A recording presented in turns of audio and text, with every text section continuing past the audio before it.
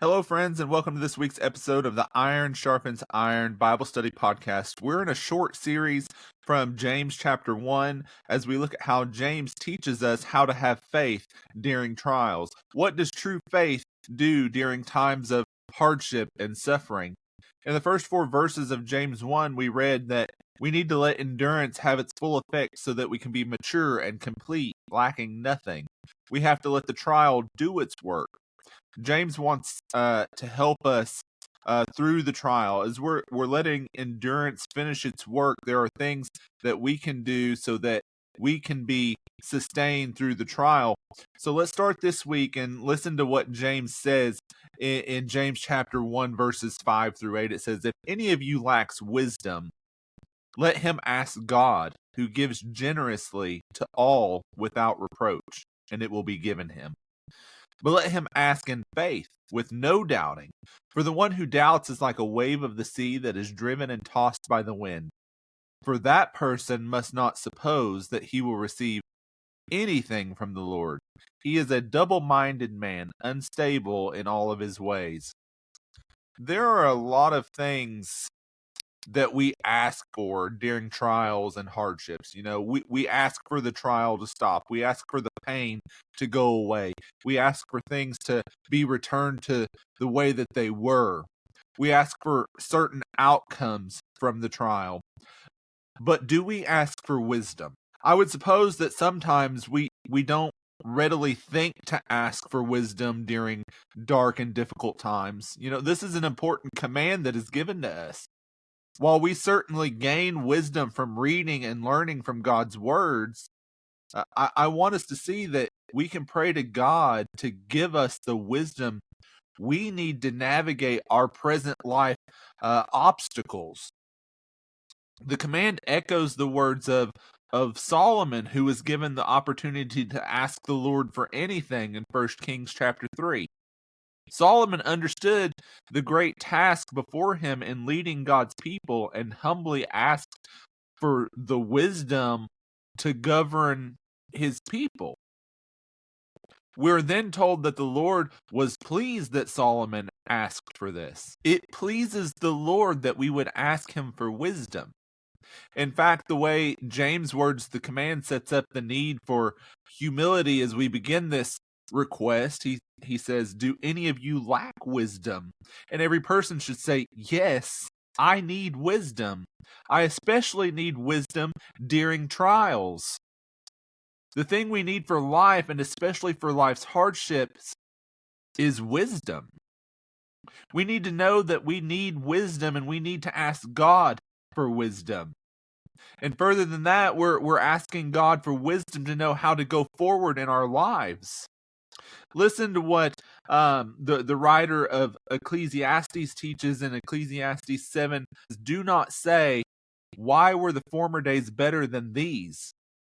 For it is not from wisdom that you ask this. Wisdom is as good as an inheritance, an advantage to those who see the sun. For the protection of wisdom is like the protection of money, and the advantage of knowledge is that wisdom gives life to the one who possesses it. Consider the work of God. Who can make straight what he has made crooked?" Notice that it's not wisdom to glamorize your past. It's not wisdom that we just want to go back to the good old days. Wisdom is understanding the need to go forward. Notice how the teacher proclaims this in verse 13. We're told to consider the work of God because no one can straighten what he has made crooked. You're not going to fix what God has bent. The goal in trials is not to try to go back and straighten, but to go forward with God's wisdom. Ask for wisdom to move forward through the trial. This is a key way that we're letting endurance have its full effect. We need to ask for wisdom because we need to be given direction and clarity. We need wisdom so that we will not throw away this process that God has given us to make us mature and complete. We have to ask God for wisdom. Now, there's one more important consideration that we need to make before we move on from this point. James doesn't say that if we lack wisdom that we need to look inside of ourselves for answers. Wisdom does not come from within us. Wisdom, direction, and truth does not come from inside of us. These things come from God and God alone. The wisdom we need is from God, and that is why we need to ask Him. In verse 5, James expresses why we should ask God for wisdom. Not only does God possess all wisdom, but God gives generously and without reproach. These are two wonderful pieces of encouragement. First, God gives to all generously. God overflows with wisdom to those who ask Him. He doesn't just dribble out a little wisdom. God doesn't hold back with the wisdom we need for life. God generously gives to all who ask Him. The problem is it's not with God, but it's with us. We think wisdom is in ourselves. We think that we have all the answers. We think that we know what we should do. So we don't ask God for wisdom and therefore never receive wisdom from God, who gives generously and without reproach. We're encouraged to turn to God in our trials because God gives wisdom, and He gives that wisdom generously. The second thing, we're told to ask God for wisdom because He will give it without reproach. God will not reprimand you for asking for wisdom. God delights in our desire for wisdom that comes from Him. God will not rebuke your request for wisdom. He will not find fault in you for asking. There's no shame in saying, I need wisdom. God hears and responds to that request. God will not condemn you or shame you for your request. Rather, He will give you wisdom freely and generously. But James says that we need to ask God for wisdom in faith, without doubting, in verse 6.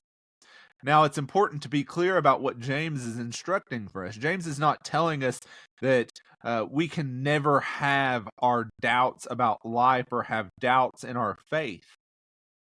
As we look at these two verses, what James is telling us is to never doubt, or what he's telling us to never doubt, rather, is God's character. God's character is that He possesses wisdom and gives wisdom generously and without reproach. Here's the big idea. God is not against you in trials. God is not trying to destroy you. God will give you the wisdom that you need without reproach and give it to you generously. So what are we doubting? We're doubting that God will help. We're doubting that God will give us wisdom. We're doubting that God cares. We're doubting that God is for us. This is why James illustrates the problem in verse 6. We're described as being tossed by the wind and driven by the waves of the sea when we doubt God's character. We're pictured as, sloshing back and forth toward God and then away from God. We're constantly switching allegiances.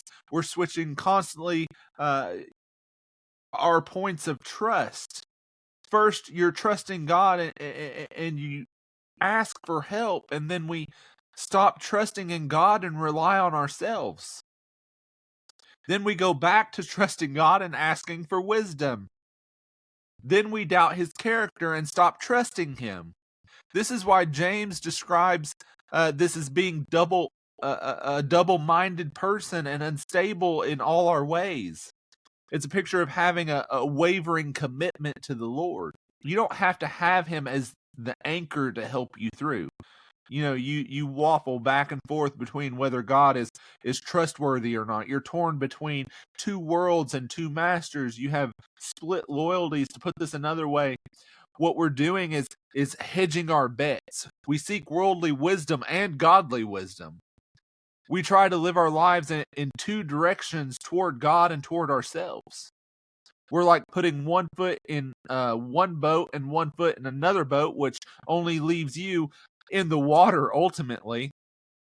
So the issue James is addressing is not the normal doubts that we experience in our faith journey. The problem is doubting the character of God, whether we can trust Him, whether He is for us, whether He will help us, and whether He will give us the wisdom that we need.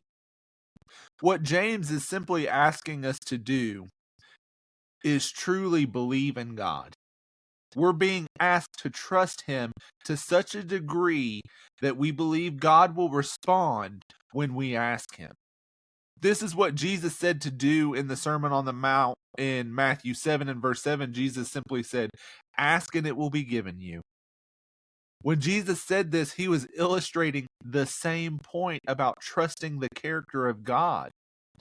Listen to how Jesus explained this in the following rhetorical question, also in Matthew 7, verses 9 through 11. It says, "Or which one of you, if his son asks him for bread, will give him a stone? Or if he asks for a fish, will give him a serpent? If you then, who are evil, know how to give good gifts to your children, how much more will your Father who is in heaven give good things to those who ask Him?" Don't doubt God's character. Don't doubt His promises. Don't doubt that He will give you wisdom generously when we ask. So here's the big point. A wavering commitment to the Lord causes an unstable life. This is what James says in verse 8. This person will be unstable in all of his ways. Instability in life does not come from trials. Instability in life comes from not fully trusting in the Lord, but doubting His character. Instability comes because you're being tossed between two opinions, trusting in God and looking for His wisdom, and trusting in yourself and looking to your own wisdom. Instability comes when we don't see that the Lord is for us and is producing spiritual maturity in us through the trial. Let me illustrate this idea in one more way. I was diagnosed in my early teens with synovial cell sarcoma. After I was diagnosed, we went to a doctor at MD Anderson. And this doctor has spent her whole life researching and helping children with this cancer. And let's say that we went to her for her wisdom about a particular problem, and she tells us all the things that we need to do and all the things that we need to change. She tells us about a new medication that has proven its results to help. So we go back home and we decide with all of our personal wisdom that those directions aren't for us. We decide that we just don't think this is going to help. Should we expect to receive any results or help from our doctor? Not at all. We didn't listen to her. We didn't do as she directed. We're bouncing back and forth, and we'll get the results. We won't get the results that the doctor promised because we didn't trust her. And we cannot say that we trusted her but didn't follow her directions. Not following her directions means that we didn't trust her. This is what God is saying to us in verse 7. We should not expect to receive anything from the Lord because we're not trusting Him. We're not trusting His directions. We're not trusting Him for the solutions. We're not truly looking to Him for wisdom. We say that we want His wisdom and want His help, but we're doubting His character and looking to ourselves instead. Life then will be unstable. What God is trying to tell us is that a lack of wisdom for life is not caused by God, but it's caused by us.